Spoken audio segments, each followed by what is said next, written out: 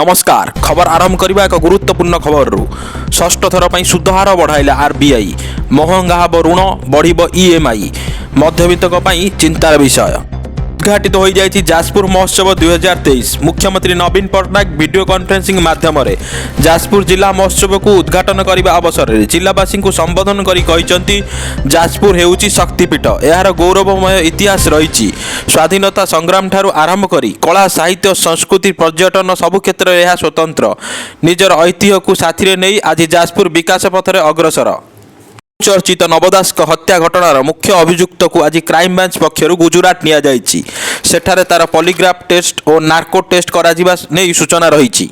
भारत समेत अनेक देश को टार्गेट करथिला चीन गुप्तचर बेलून भारत और जापान समेत अनेक देश को टार्गेट कर चीन तार गुप्तचर बेलून करी आसीची।